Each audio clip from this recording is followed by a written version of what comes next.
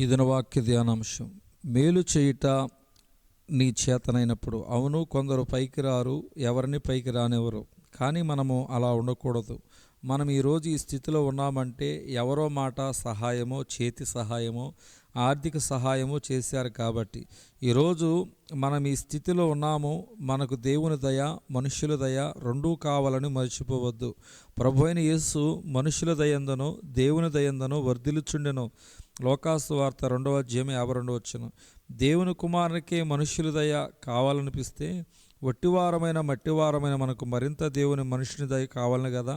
కనుక దేవుని దయ మనుషుల ద్వారా మనం పొందుకొని ఆశీర్వదించబడినప్పుడు తోటి నిస్సహాయకులను, అభాగ్యులను, అక్కరలో ఉన్న వారికి తప్పక చేయుతినివ్వాలి, సహాయపడాలి, వారిని కూడా పైకి తీసుకుని రావాలి. దానియేలు నెబుకద్నెజరు కలభావం చెప్పాడు.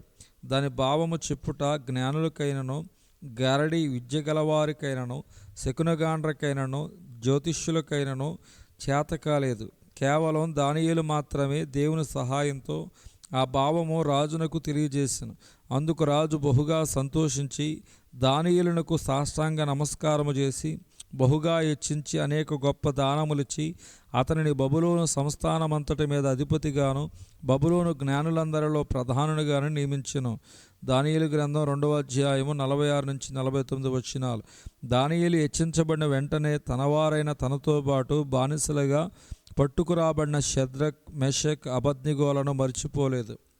వెంటనే రాజునకు మనవి చేసి వారిని తనతో పాటు బబులోను సంస్థానం మీద విచారణకర్తలుగా ఉండినట్లు తన వంతు కృషి చేశాడు.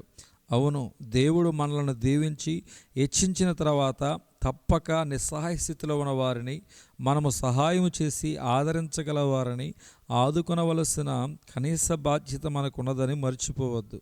ఈ క్షణమే నువ్వు ఎవరెవరికి సహాయం చేయగలవో, ఎవరెవరిని ఆదరించగలవో, ఆదుకొనగలవో వారి గురించి ప్రార్థించి వెంటనే నీవు చేయవలసిన దాన్ని చేయుటకు త్వరపడము. దానియేలు అధికారము పొందిన వెంటనే ఆలస్యము చేయక తన సహోదరులకు కూడా ఉద్యోగం ఇప్పించెను. తన ఆత్మీయత నిస్వార్థత చాటి చెప్పెను. దానియేలునకు కలిగిన ఈ మనస్సు మనము కలిగిందుముగాక. వెంటనే సహాయము పొందదగిన వారికి సహాయము చేయుదుముగాక. మేలు చేయట నీ చేతనైనప్పుడు దాన్ని పొందదగిన వారికి చేయకుండా వెనతీయకుము. సామెతల గ్రంథం 3వ అధ్యాయం 27 దేవుడి దినవాక్య ధ్యానం దేవుడు దీవించునుగాక. ఆమేన్.